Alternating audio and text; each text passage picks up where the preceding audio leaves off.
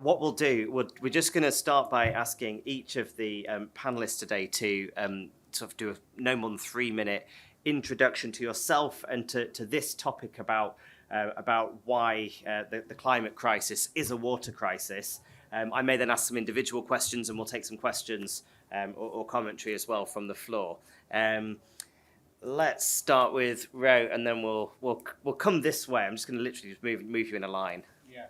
Okay. It's been weird. Every panel I've attended, they've put me to sit on the far right. I don't know why.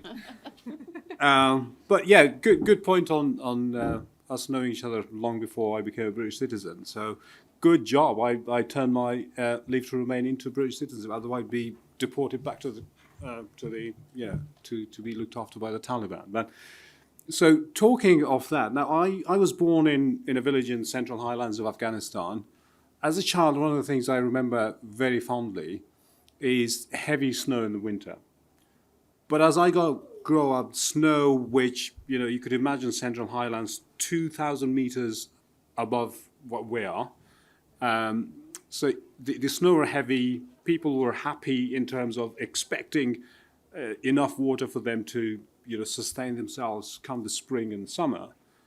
But as of years passed, I left more than 20 years ago, the snow has become less regular and less and less and less. Over the last 10 years, there has only been 3 snows in the entire winter.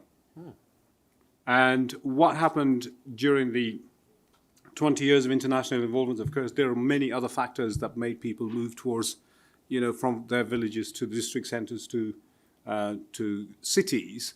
One was the shortage of water that pushed people out of their valleys where they were living off their land and expecting a return for their labour. And as the water became more and more scarce, those living in the villages were forced to move towards district centres where they'd have access not to water but access to other resources where you could compensate for it. And then those people who were living in the district centres were moved to Kabul and big other cities. But as things have progressed, we've seen, and I remain in touch, and as we've seen, there are valleys and villages who have completely been emptied because of this lack of water. And people who remained and who had the means to do so, there's an industry grew that dug well. And people started digging well 50 meters, and they'd get water 5 years ago or 10 years ago. And they began 75 meters. And the last time I checked, they hardly get water after digging 100 meters. And the underground water is depleting, and that's not an issue in that part of Afghanistan, of course. The disaster is so much worse in the cities. Kabul is one of the most alarming news that you could read. Kabul, a city of 6 million people, is projected to run out of water completely. It is shocking. And, the competition over water, the scarcity of water, it impacts not just lives and livelihoods and access to food, access to resources, but also it drives politics. One of the reasons, I'm just going to segue out of Afghanistan a bit, one of the reasons that the Shiite Iran supported a Sunni extremist Taliban was not because of partly to do with, their hatred of Americans, but also to do with water. Because Helmand River runs through central Afghanistan towards southern Afghanistan from where it flows into Iran. And Afghanistan has long had, since the 60s, a water treaty with Iran. And now as climate changes, water scarcity becomes more and more pronounced. Less and less water enters Iran's eastern parts. And what happened is the last Afghan government, the Republic, the president was playing a bit of a hard ball, and he made a hoo-ha about, we'll give you water if you give us oil in return. And what Iran did is, okay, Qasem Soleimani, he got behind the Taliban in southern and western Afghanistan. Within days of that, you had casualties after casualties after casualties. And southern and western Afghanistan were one of the rapidly collapsing part of the country before the return of the Taliban. So you look at that, and then Afghanistan and Pakistan have water problems. You've got India and Pakistan have water problems. You've got Turkey and Syria and Iraq have water problems. You've got water management issue across the Nile. You've got Central Asian republics have water issues. So you have water, the scarcity and the control over water driving politics, driving deadly, vicious violence across the region. So it is such an important issue. Thanks, Roh. And interesting already. So both an example of the degree to which climate crisis is changing the landscape in Afghanistan, and also the way that then it affects conflict and politics. I've reflected. I think I was wrong at the beginning in asking you all to spend 3 minutes introducing yourself, because I realised that's going to take 20 minutes, and we're not going to have time to get into the meat of things. So forgive me. I'm going to change direction already. So Fleur, as we come to you, I'm actually going to give you a couple of the questions we've got. Okay. Obviously, prior to being a member of Parliament, you worked on WASH, I think, for WaterAid. Yep. So could you tell us from your previous experience working on water, sanitation, hygiene, about the importance of tackling the water crisis, and also maybe some actions on that the Labour government is taking or should be taking? Okay, that's a lot. That's great. I'm really glad you're here. I'm really glad that I think between the panellists, I can see that we're going to be joining up quite a few dots, because this is not, the water crisis is not just a climate crisis, but it definitely is.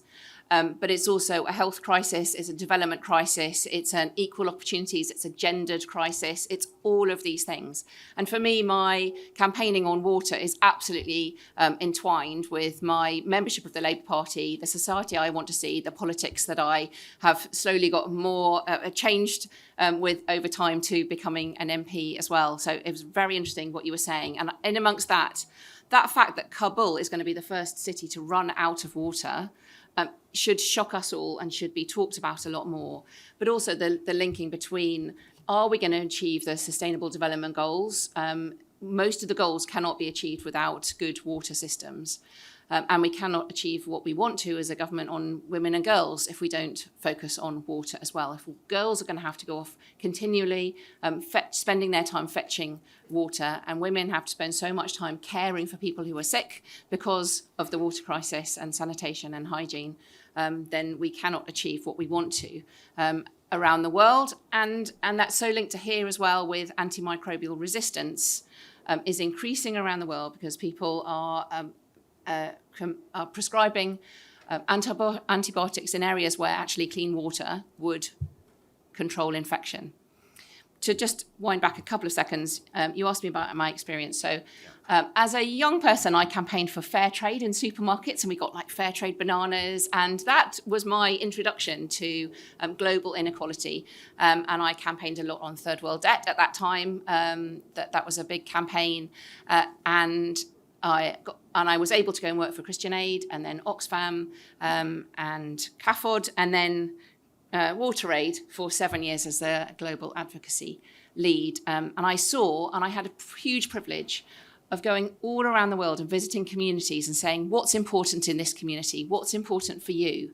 And just listening and relaying that to governments and relaying that in the UN as well. And we campaigned, WaterAid, but also many others campaigned for water to be its standalone Sustainable Development Goal. So it is number 6. It was going to be tucked in amongst environment because it is a climate crisis, but it also needs to be a goal in its own right and having the spotlight on it.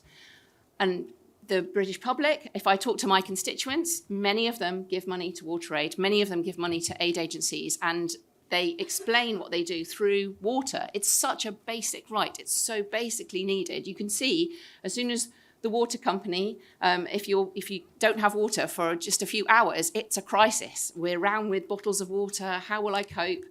And so we can see for ourselves how important it must be for people around the world. It's an easily translatable issue to talk about. It's very, very important to development, to trade, and to health. And so many healthcare settings don't have clean water in there, which is shocking. And I've worked with nurses here and around the world on this. And yet our government's not doing enough. So you asked for what our government is doing, and yet somehow it doesn't seem to be translated. And this has been over many, many governments. It doesn't seem to be translated into the development budget. So the government are investing £39 million in just transitions for the water security programme, working on the enhanced water leadership in a changing climate programme. The WASH Systems for Health programme is supporting and strengthening resilient and inclusive WASH. So I did look up all the things that the government is doing, and there are others. The Sanitation and Water for All major body at the UN, which WaterAid and others helped to set up, is supported by the UK government.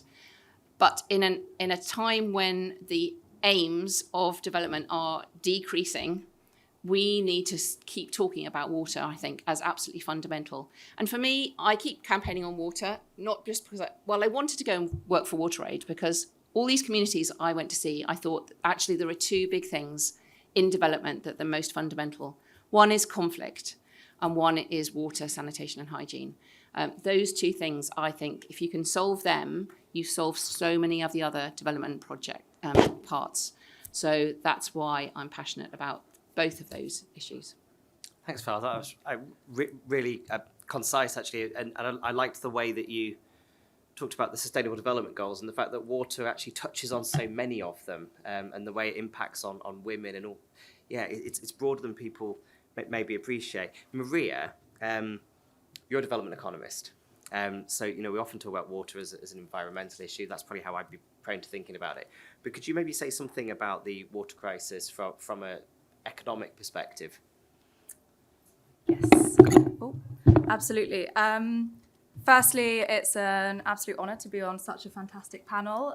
Great to be sat next to a CAFOD alum. I'm currently lead economist at CAFOD, but I'm actually here in my capacity as a member of the Executive Committee of the Labour Campaign for International Development, making the case for development at this kind of pivotal moment where we've seen a Labour government slash the aid budget. So, as you say, when we talk about the water crisis, it's tempting to see it as purely environmental, purely about the climate. But I want to make the case that it's a profoundly economic and political crisis as well. So the countries that are worst affected by the climate crisis need up to $7 trillion by 2030 to adapt.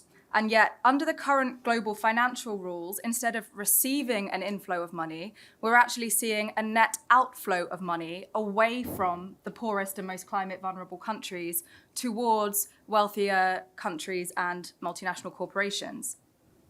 And there are lots of reasons for this. Take debt, for instance. So 93% of climate vulnerable countries, these are the countries in which water scarcity is the most major problem, are also in debt crisis, 93%. And most of these are spending at least 5 times more on debt servicing than on climate resilience. They're forced to borrow more to respond to the climate emergencies that they're facing through no fault of their own. And this is increasing their already crippling debt burdens. It's just simply not sustainable. And in some cases, they're actually being compelled to extract fossil fuels and hand them over to profitable foreign lenders in payment of their debts. So this link between the debt crisis and the climate crisis is really shocking. Where that's happening? Yes, so I believe in Chad this has happened with Glencore, which is its major private creditor and is actually based in the UK. So one of the points I'm going to come to as well is that UK law is actually enabling this. So there are so many examples of this. I remember visiting Mozambique in 2019 after Cyclone Idai wiped out water systems and infrastructure in some of the country's most deprived communities. And at that time, Mozambique was already facing a debt crisis, and as a result, it was subject to harsh IMF restrictions, which meant that it had no fiscal space to rebuild. And I remember seeing children kind of sheltering under strips of corrugated iron because the government had no money to invest in rebuilding their homes. So the human impacts of this are absolutely devastating. And if a country can't afford to build irrigation systems or protect its water infrastructure because its budget is completely consumed by debt servicing payments, most of which are actually often on the interest accrued on debt. We're seeing very high interest rates at the moment, especially for the poorest countries, not even on the original principal amount that they borrowed. So water scarcity is to say it's not just a climate problem, it's a debt problem. Secondly, I want to briefly look at tax. So we know that developing countries lose hundreds of billions of dollars every year through tax abuse, profit shifting, illicit financial flows, much of which is facilitated by British overseas territories. And the Democratic Republic of Congo, for example, loses billions every year through underreported profits in mining. And while multinational companies benefit from this and profit from this, they're failing to pay taxes in country, and the communities surrounding those mines are left without the infrastructure to provide them with clean water. So it's a huge injustice. And I mean, to summarize all of this, to bring it all together, the global financial system essentially works against those who need finance the most in the wake of climate and in the context of the water crisis. They face a climate financing penalty, meaning that when they borrow to build resilience, they pay a premium. They pay much more than advanced countries. And we expect nearly 50 countries to face insolvency in the next 5 years if they invest sufficiently to meet climate and development goals. Nearly 50 countries. So it's pretty clear we cannot address the climate and water crises without fixing the global financial system. And I just want to end by saying a bit about what the UK government can do about this. And this is even more urgent and essential in the wake of the sweeping odour cuts that we've seen. So Britain, might not be a global superpower in the way that it once was, but because of the central roles of the City of London and British overseas territories in the global financial system, Britain is a global debt and tax superpower, and there is so much that we can do. So a third of global tax evasion, more than $100 billion every year, is facilitated by British overseas territories. And the UK can and must increase transparency and enforce public registers of beneficial ownership in overseas territories. And on debt, the UK arguably has more power than any other country in the world to address the debt crisis that's suffocating development in low-income countries. And this is because more than 90% of poorer countries' debts to profitable private lenders like banks and hedge funds are actually governed under English law via the City of London. And currently, English law allows those lenders to sue countries in debt distress in UK courts. And the government could change that law tomorrow. Gordon Brown led the way on this. New Labour led the way on this. They passed a very similar law in 2010. And that law now needs updating. So we have the power and we have the moral responsibility to act on this. That's a great call to action. And we'll be exploring more of those calls to action in a while. But I want to turn to Julie, who works for WaterAid. Could you maybe talk more on the theme of the water crisis? Fleur touched on it in terms of the way that water is essential for meeting other sustainable development goals. But what is the work of WaterAid internationally, and how are you contributing to all the goals? Are we all wearing one of these today? Yeah. to one of the goals around here. Sure, thank you, and hi everyone. So at WaterAid, we currently focus on two main campaigns. One is on health and one is on climate. But as you can see, those goals are all separated in 17 different goals, but they're all interlinked.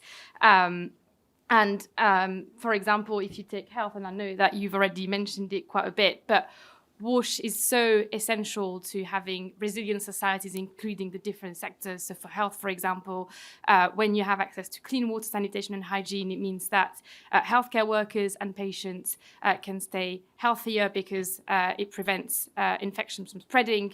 When you look at education, WASH also keeps girls in schools because it means that they can manage their menstruation a lot better. It also just keeps children in schools in general because if you have access to water, sanitation and hygiene, either at home or at school, children get less sick and then can attend school and get the educational outcomes that they wish out of that. And for climate, again, so I think you talked a lot about how the climate crisis is impacting access to water, sanitation and hygiene, but also the core element when you are being hit by a climate shock is that water is your first line of resilience in those moments, whether you're hit by flood, whether you're having to survive a longer drought than planned. Having access to this clean water is essential for you to drink, to eat, to cook or grow your food, and therefore to be more resilient in the face of climate shocks.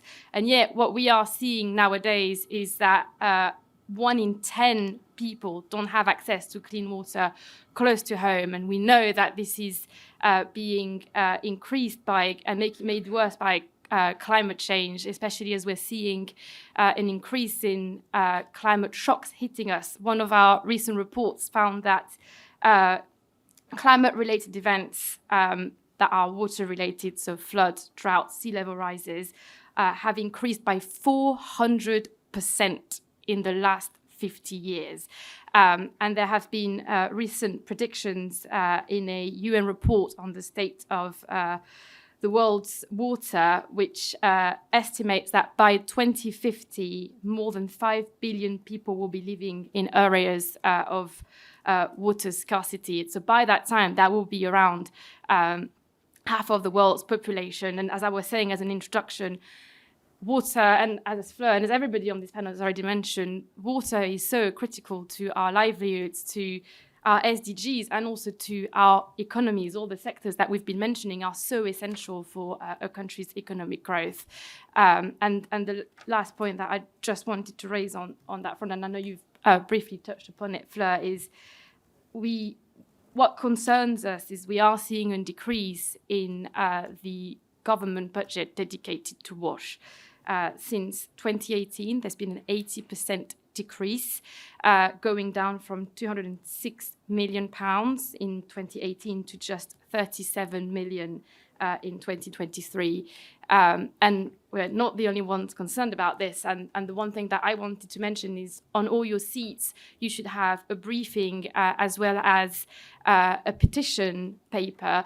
This petition is an open letter that was actually developed by 18 young people that WaterAid works with across 10 different countries. They all came, most of them managed to come together in March to actually draft this open letter together, very much calling for this Labour government to prioritise water in climate crisis, asking for more financing, more locally led adaptation. And if you have some time today, please take the time to sign the petition and hand it to one of our colleagues who is wearing one of the WaterAid pins. Thank you. Thank you. Make sure you can hear me. I'm going to come to Molly in just a moment. I just want to quickly summarise what I think we've heard so far. So firstly, Roh talked really convincingly about how the absence of water can shape international relations and drive conflict. And you talked about Afghanistan, but we're all familiar with Darfur and even Sudan, which is largely a water-driven conflict.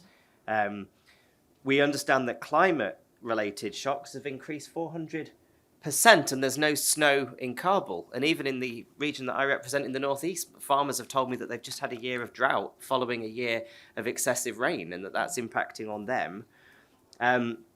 We've heard about how water is essential for the Sustainable Development Goals, not just health and hygiene, which are really important, but education and economic growth.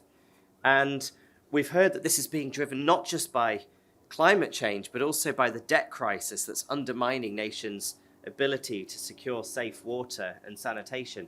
No wonder in a place I used to live called Rwanda, they have a phrase, amazi ni ubuzima, which means water is life. So Molly, you work for YouGov. I do. You are the experts on what Britain thinks. Yep. I'd love to hear your perspective now about the polling and the British understanding of water, sanitation and hygiene projects, and the degree to which there may be public buy-in in the context of a world that is cutting aid spend. So we did a survey in April of this year to the GB NatRep, and really WASH is a standout overall. When you look at our representative sample, it is ranked the first and most often.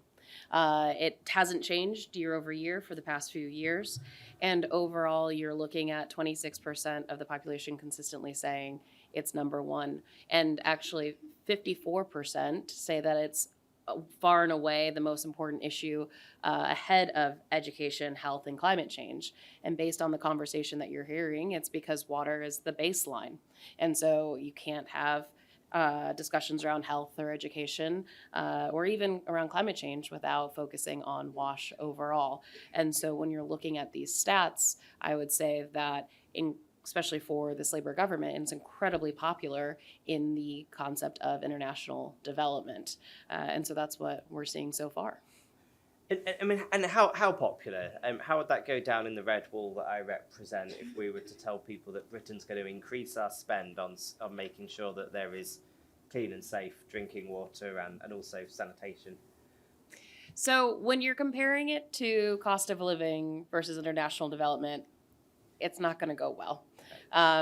When you look at our polls are saying people are self-interested in themselves, right? And that's not the worst thing when you're losing jobs or when your groceries are going up. They are going to focus more on their local area. But when you put it in the perspective of international development, WASH consistently comes out on top. So if you are talking to them about international development, about where you should be putting your budget, this is where they're going to say 9 times out of 10, this is where you should be putting it. And that's pretty much across parties. So you're looking at about 29% Labour, 28% Conservative, 32% Lib Dem, and even 20% Reform, which is an evolving number overall.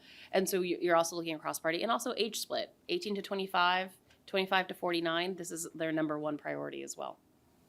It's interesting. How do you interpret that? I find my experience is most people don't really have a strong understanding of development projects and programs. So where do you think that's coming from? When we looked into it, we think one of the biggest things with WASH is, I hate to use this term, but it's the only thing I can think of right now, is seeing is believing. Right. You can see and understand water in a way that you cannot understand other international development discussions. When someone says they're about to spend $30 billion on promoting democracy in third world countries, that doesn't mean anything to a lot of people. That is a theoretical discussion. When you say you're about to bring in clean water, you're going to build wells, you're going to help on sanitation, people understand that because it's something that they're dealing with day in and day out. It's a feeling, it's something that they can hold on to. And so when you're looking at it across the board, even when you think of education can even seem like a vague concept sometimes because you don't know where that lands. But with water, they do. Thank you. I found that fascinating. I was in Washington the week before last, and I met the Doge team that's taken over the State Department, and they were talking about their anti-woke aid spending from now on. So I guess they would see WASH as not being woke. They would know. They might relate to the need for water. Well, because they're carrying around their gallon jugs of water themselves. Yeah. So, yeah. Wow. Okay. Well, look, I'm going to open it to the floor because we're about halfway through, and I can see that there's a really engaged room, and I don't want to not give you enough time. So let's see what questions come out from the floor. Oh, there's a hand at the back there. Oh, thanks, yeah. Well, I've been on the planning committee in Islington Council for a few years. I'm not on it anymore. And I've always tried to get developers to, in our applications, to make sure, to try and get them to recycle water and to stop using clean water in lavatories and things like that. Because I think that's an abomination, really. We need to find a different way of having sanitation without using clean water. But also, there's this problem in the world generally with, everyone loves fizzy drinks. I don't, but fizzy drinks, they use a lot of water, don't they? And you get Coca-Cola in India using all the water supply, and how do we change that culture of fizzy drinks, clean water in toilets? And then we have these new data centres that we're going to get in this country that are going to use vast amounts of water. So it is a problem here as well, isn't it? Because there was a report in The Guardian recently that London, because the water companies are failing in this country, that London will run out of water, So it's a global problem, isn't it? Thanks. We'll take a few more. There's a hand just next to you, and then the gentleman over here as well. Yeah, thank you very much. Very interesting conversation. I'd like to get the panel's thoughts on desalination. Desalination as an active approach being adopted by some countries with the cash to do so, but as a solution more broadly to the imminent water crisis that we all face. Okay. And then this gentleman, and then we'll have the lady back there as well. Thank you. Hello. Stuart Singleton-White from the Angling Trust. Not a natural partner maybe for international development, although I did used to work for Plan International. It's interesting following up from the question from the lady from Islington, because I asked this question at another meeting, but from a domestic point of view. But it seems to me, and maybe Sam and Fleur, this is something for you to reflect on, that one of the problems we face here is that water isn't embedded within policy thinking right across government. So not just DEFRA or the economic growth in business, but in the Foreign Office. How do we make water, that precious thing of life, much, much more embedded right across our government's thinking, so that it can then not only spring out to tackling the issues we face with water, and, you know, let's be honest about it, we are a water scarce company. Many people won't believe it, but we are a water scarce country. But how do we get government really thinking much more broadly about water and the role water plays in health, in the economy, in the environment, in development? Okay. Great question. Thank you, Charlie Matthews. I'm an independent consultant, and I was just wondering, you know, we're all looking ahead to COP in Brazil this year. You know, we hear there's just this real, I think, divide between these kind of global moments with speeches and talk about moving to implementation, and then the reality of communities that don't have access to water, or which are subject to kind of droughts or floods. And I'd really like to hear the panel's thoughts on how we can try and kind of bring those two together. What are the practical steps that we can see that will stop having this, that will overcome this kind of huge kind of gulf really between the kind of international statements and the kind of glacial kind of diplomacy and the very real, very urgent needs of people on the ground? Okay. Let's so there's four questions there. I think three of them really sort of focusing on the mechanics of this. So sort of saving water locally, desalination, embedding in UK policy, and then also, this sort of disconnect, I suppose, between rhetoric and reality that we often get with COP. Panel, I think maybe indicate if there's particular questions that you feel you can speak to. So I don't want to, Roh. I just want to touch one aspect of where, when you talk about water crisis in faraway lands, they're about people who we do not often feel, unfortunately, where the political climate is, that their issues are our issues too. And that is a big, big problem that we need to, win that narrative. But on the practical terms, most of the countries impacted by the worst of water crisis are the countries who are unable for themselves to resolve the issues that they are suffering from. But they're not the people who've caused the problems that they are suffering from. And the other big issue, for example, is the regular occurrences of emergencies.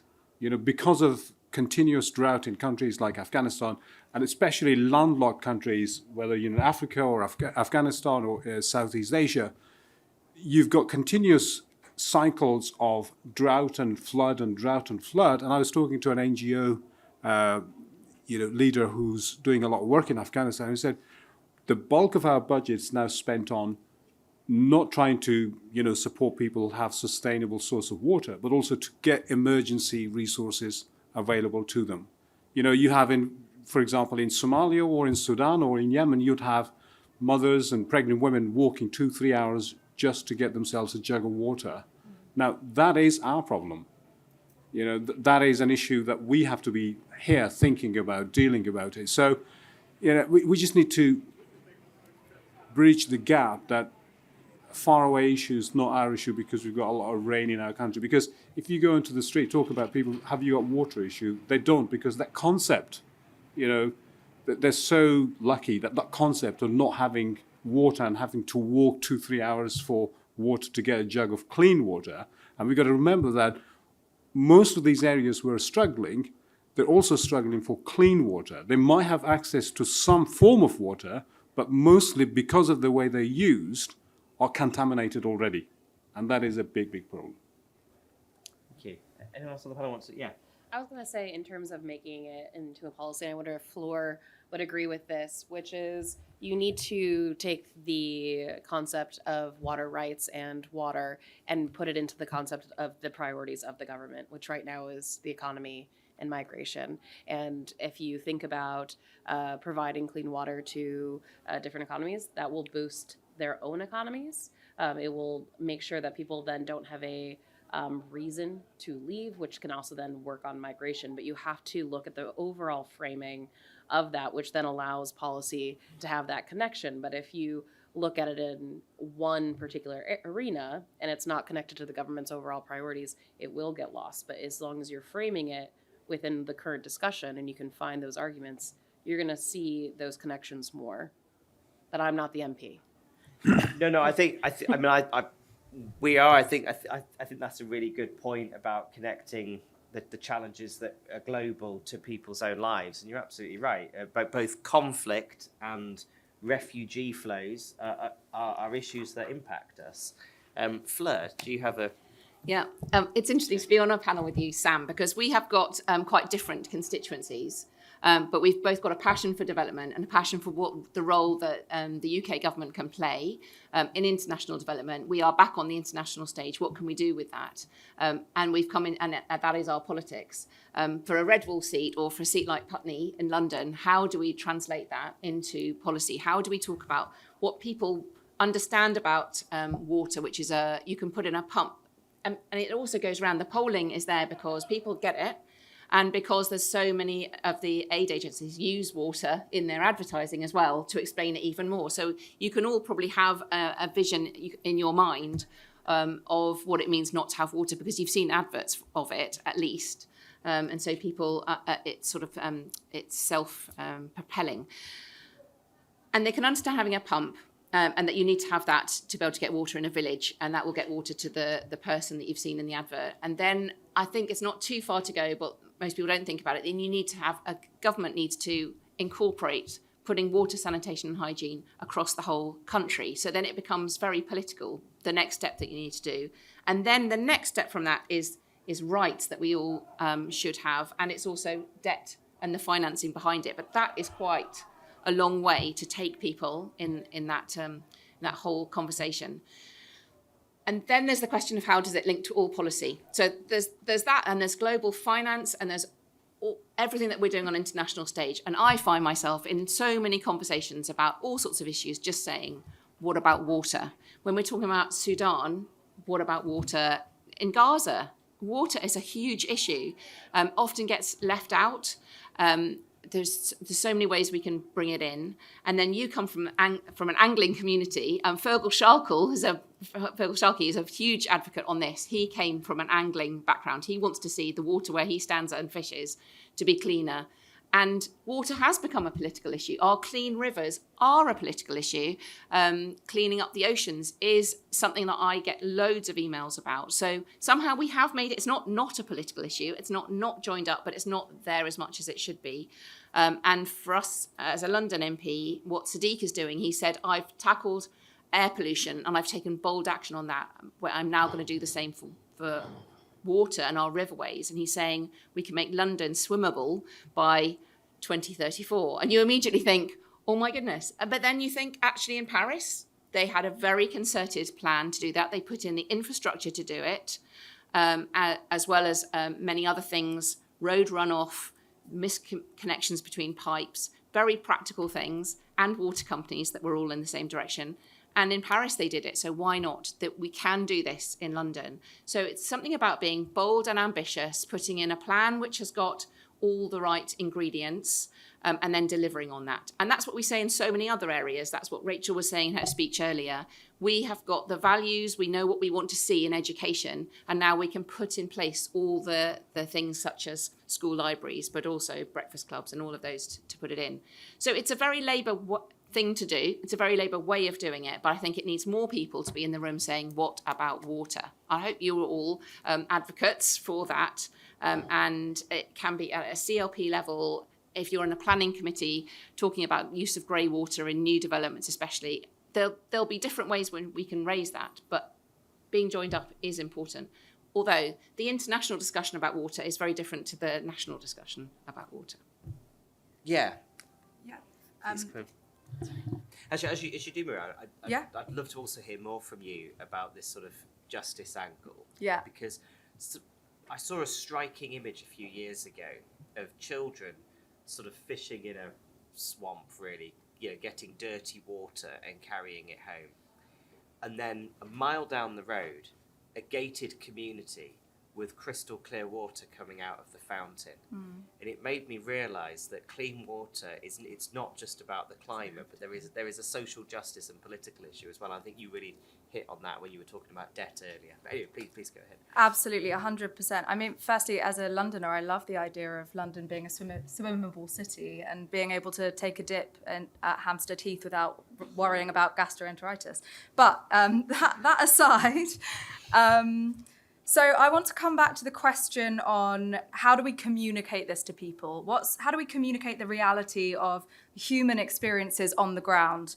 And I want to give one example that I think demonstrates both the scale of suffering that this water crisis is causing, and also the kind of immediacy of the action that we could take that provides a clear kind of roadmap as to how we fix this. Because when talking about financial crises and debt crises, some of the polling that we've worked with has told us that when you talk to people about the scale of the debt crisis, the fact that half of the global population lives in countries where their governments spend more on debt interest payments than they do on health or education or climate action, 3.3 billion people, people's reaction to that is actually to feel quite overwhelmed and kind of disempowered, well, that's such a huge problem, what could we possibly do?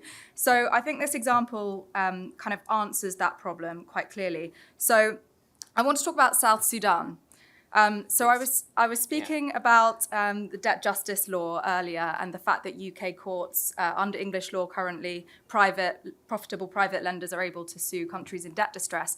So just this year, the UK High Court ordered South Sudan to pay $657 million to a for-profit bank. And to put this in context, we're talking about one of the poorest and most fragile states in the whole world, in which nearly 70% of the population needs urgent humanitarian assistance, and nearly 60% of the population lacks access to safe, clean drinking water. So one of the highest levels in the world of lack of access to clean drinking water. We're talking about a country like that being ordered by a UK court to pay nearly half of its government's annual revenue to a for-profit bank. Now imagine if Rachel Reeves tomorrow was ordered to pay half of the UK government's annual revenue to a for-profit bank. We'd be looking at the collapse of the NHS. It would be a disaster. And yet South Sudan already faces a situation where more than half of its population doesn't have access to clean drinking water. Who's paying that? The South Sudanese government is being ordered to pay that to the people. Exactly. So it's really terrifying, and the UK government could change the law tomorrow to prevent any other country facing that cost. So that's a really tangible thing that we could do. It doesn't cost a penny, in fact. And this is an argument we can be making to people as well in all sorts of constituencies up and down the country. Taking action to fix the global financial system so that it's fairer is actually beneficial for the UK economy. It actually supports our growth mission. It means we have access to new trading opportunities. It means that global markets are more stable. We've seen the impact of global instability in the markets this year with Rachel Reeves facing skyrocketing borrowing costs because of global interest rate hikes. The idea that Reform and some others in the right-wing press are putting out there that the UK is somehow disconnected from the rest of the world, that we're not affected, people in the UK aren't affected by what's happening globally. It's absolute nonsense. And I think we can be making the point that what's harmful for people in South Sudan is also harmful for families here in the UK. Thanks. Judy, do you have anything to add before we...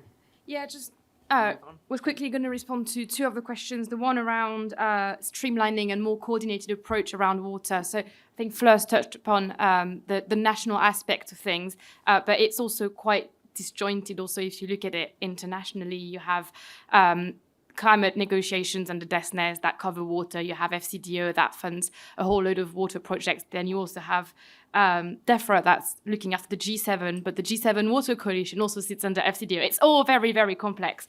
So one of our asks and recommendations to this government would be to develop an international water security strategy that would actually encompass all the great work that's already taking place and streamline it and coordinate it across Whitehall. And it would also allow for better recognition of the UK government's contributions towards this agenda. And then to Charlie's question around the implementation, how do we link those very kind of far away COP30 negotiations into the implementation for water? Actually, COP30 is quite unique this year because every government is being asked to resubmit their national climate plans. So the national adaptation plans and nationally determined contributions. So looking at all the priority actions that will help governments and communities be more resilient to climate change or mitigate the impact that they're causing on the climate. And many of those climate plans, WaterAid is actually working directly with some of these governments to develop them. And we know that they are being co-developed by communities, by women's groups, by rights holders. So many of the actions that are included in those plans are actions and solutions that have been determined by the very people who are impacted by the climate crisis. So for this year at COP, we'll have all those plans hopefully submitted. And one of the big thing missing, I'd say, in this big picture is obviously the financing. So we had the NCQ, the new collective quantified goal on climate finance that was renegotiated last year. We have quite a few countries who are due to make their announcements on their new international climate finance, including the UK. We're here. There is a figure, but we don't know when it's going to come out yet. But we hope that it will match the ambitions that have been set out in the national climate plans, so we can actually implement them and actually make the link between all the negotiations and the implementation. Thank you. We've got about 10 minutes left, so if there's any sort of burning questions from the floor, we'll take them quite quickly. So 1 and 2. And then what I'll probably ask the panel to do is to synthesize the questions and give your sort of calls to action. Yeah. Hi there, I'm Jack. I work at Action Against Hunger. I just want to clarify something that you said, Julie. So was it the funding for WASH was 300 million for 2018 and it's gone down to 36 million? So it was 206 million in 2018 and 37 in 2023. And of a budget of 12 billion, that's nothing. So I'm just wondering, and this isn't really a panel question, it's more just do you know what the UK government response to that is? Because that's nothing. That's hardly anything. That's the question. So what's the question? Sorry, can you repeat the question? What does the UK say about it? What they think about it? Yes. Was that? Why? Yeah. Why is that? What's the? I don't. The government say. Yeah, I don't know about the why, but I know that because obviously we've been going through a huge comprehensive spending review and the ODA cuts. All we're hearing so far is that they are doing assessments, that those assessments will be published. They've also done the Africa approach. So they've done loads of consultations with different countries across Africa, including Ethiopia, and we know that WaterAid fed into this. And we actually, a couple of weeks ago, were rereading through an IDC oral hearing that took place on locally led energy, and it sounds like WASH was actually identified as a priority within this Africa approach. So I suppose we're all still waiting to hear the kind of final outcome on what a new ODA at 0.3% means and what that means for WASH as well as every other sector that we all work in. Thank you. Judgment here. Hello. And just to say, Sam, that the IDC, before the last election, made a recommendation that WASH budget should be 2% of the FCDO budget should be spent on water sanitation and hygiene. So that's partly that. But WaterAid is clear on what they want their legacy to be. It's water everywhere for everyone. I'm just wondering, with Nigel Farage wanting a general election sooner than others perhaps, but a general election not till 2029, hopefully, what do the panel feel that a Labour development legacy should be? That's a really good question. I'm going to add one of my own, and then I'm going to go to the panel because you'll have about 2 minutes each. So I love that question about legacy. My question, Maria might have heard me ask this before. I feel like, frankly, I'm getting a bit tired of just sitting in meetings with people that agree with me about international aid and about debt and about WASH and we gather together and we preach to each other and nothing changes. And I think it sort of touches the question about the rhetoric, that bridging that gap between rhetoric and reality. My question is, why haven't those who are in a position to make these changes, why haven't they done it? Because I think if we can't answer that question, we won't know how to unlock the solution that we're looking for, whether that's on debt or if it's on spending and aid and so on. Why haven't they done it already? And therefore what? And so I think we'll just work down the panel again. And so your sort of final thoughts really on those points and your calls to action. I think for me it'd be the government to find its internationalist roots.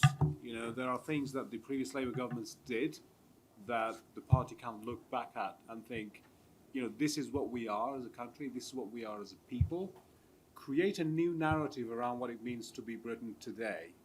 We've had almost a decade or so of Britain shrinking inward, and that has given our adversaries opportunities, they've given our competitors an edge over us, but also it's allowed countries like China to step in places where we were there, but we've stepped away from it. And what they have done, I think one of the things that really scares me a lot about is the transactional style of new aid regimes, where I give you this in return, you've got to give me a piece of your land, otherwise I'm going to debt trap you. So that's exactly what China's doing. If you look at, in Africa, you look in Pakistan, Bangladesh, Sri Lanka, what China does is they offer support, but in return for a tangible piece of their land.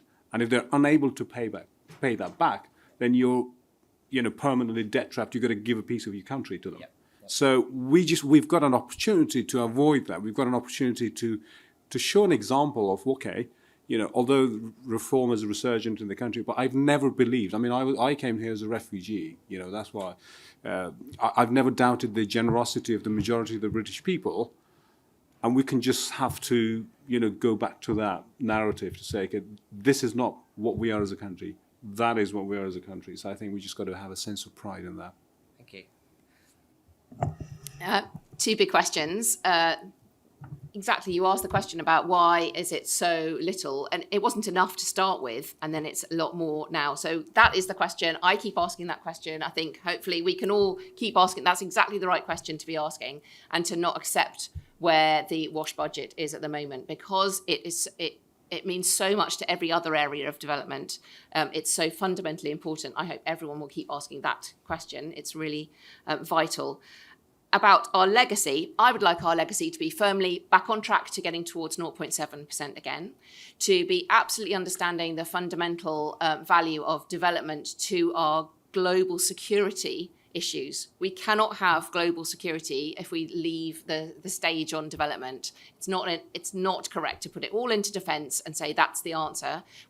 I hope that our legacy will be a real understanding from our internationalist roots that you need to have diplomacy, development, and defence. The 3 Ds all need to work together, and have a balance of those is the only way that we will actually assert our position in the world in a useful way, that we'll use our soft power to the best advantage of ourselves as a country, and to make that narrative work. That the polling is such an important part of this conversation. How do we, when we're standing on the doorsteps, how do anyone who goes canvassing, how can we stand there looking at what the government is doing and where we are on the global stage, and make people feel proud to be British, because that's the role we're playing? I think it's got to be these three areas. I hope that would be our legacy in terms of going into being the next government as well. So that's the aim.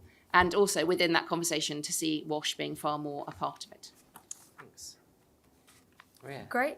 Two very, very good questions. What should Labour's development legacy be? Really glad you asked that. Been spending a lot of time thinking about it. So my pitch would be, even in the context of the aid cuts, which have been devastating, as we all know, this government could achieve a transformative legacy in terms of international development without spending a single penny of taxpayers' money if they commit to a genuinely ambitious agenda to reform the global financial structures, the global financial systems that actually trap countries in poverty and leave them dependent on aid in the first place. We need to be asking, if this government is not willing to spend sufficiently on aid, it needs to be asking why are countries reliant on aid in the first place, and what can we do about that? This is a low cost, kind of no cost, but high, incredibly high impact agenda. Last year, the average African country spent 50 times more on foreign debt payments than it received in aid. 50 times more. Our aid budget now is predicted post-cuts to be around £5-6 billion per year, but meanwhile, developing countries bleed $46 billion through tax abuse every year. That's 10 times the size of our aid budget. So the potential to have a transformative impact and lift hundreds of millions of people out of poverty. I mean, if we reduced the cost of debt interest payments, even by just a couple of percentage points, 7 million more people are predicted to have access to clean drinking water. You know, the potential of these reforms is huge, and they cost us nothing. As I've said, they're actually beneficial for our growth mission. So that kind of brings me to your question about, well, if it's all so wonderful, why haven't they done anything?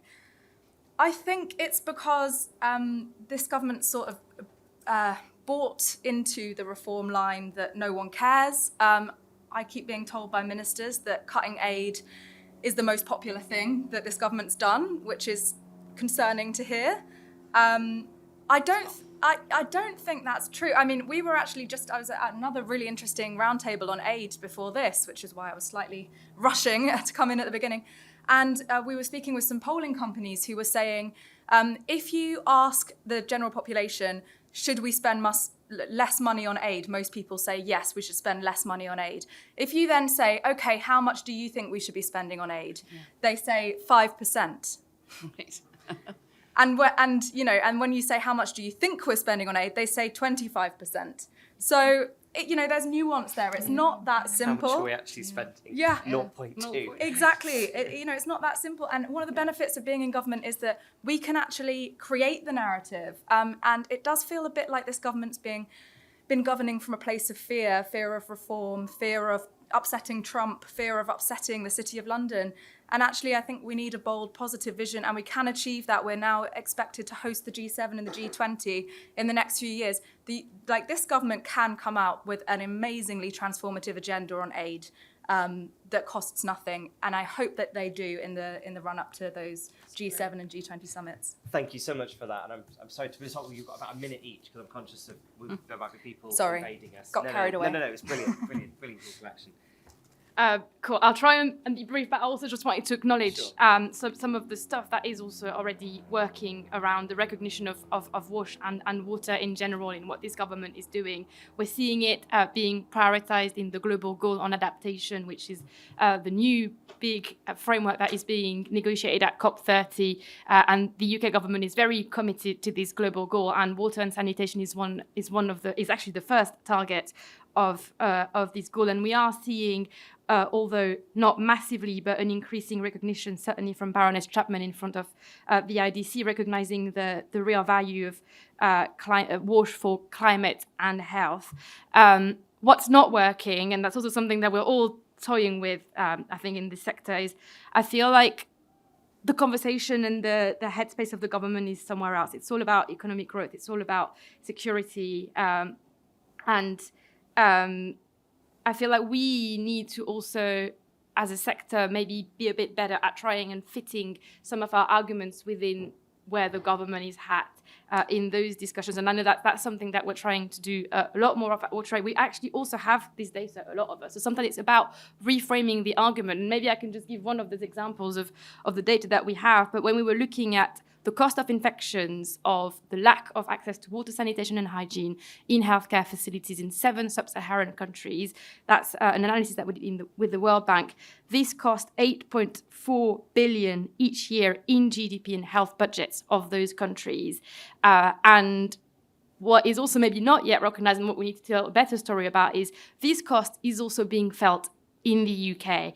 Healthcare-acquired infections currently cost the NHS 2.1 billion a year, and this cost is expected to increase over the years as antimicrobial resistance also increases in, around the world. And actually, 50% of infections that are acquired in low-income settings where there is a lack of access to wash are actually antimicrobial and can drive antimicrobial resistance globally. So maybe there is something about making those arguments a bit differently and meeting the government where he's at. But maybe if I can also quickly just do my 3 quick calls to action. I know we're tight on time. No one's kicking us out, I've noticed. But our first one is, and I mentioned it earlier, around international climate finance and making sure that it prioritizes adaptation finance and that it also enables the implementation of the national climate plans that are being resubmitted this year. Our second one is around the global goal on adaptation and kind of just positively pushing the government to keep doing what they're doing on this agenda to make sure that we get a good framework agreed this year at COP30 and that water indicators are well integrated in there. And then the third one that I've already mentioned, which is around an international water security strategy, just to have a bit more of a coordinated approach internationally in terms of all the great stuff that's already happening around wash and water security. Brilliant. Thank you. Oh, that's really good. Thank you. Mike, you have the final word. I'll keep it brief and I'll keep it positive. The UK public wants increased UK investment on WASH. It's cost effective, it's high impact intervention, and it aligns with public values. So if you can make the frame fit, I think you can find this in this government. So write to your MPs. Yeah. Tell them to cancel debt. Well, to restructure the rules around debt. Brilliant. Well, can I just thank everybody on the panel? I've really enjoyed this, and I've learned a lot from you tonight, so appreciate it. Thank you all for coming. Thank you.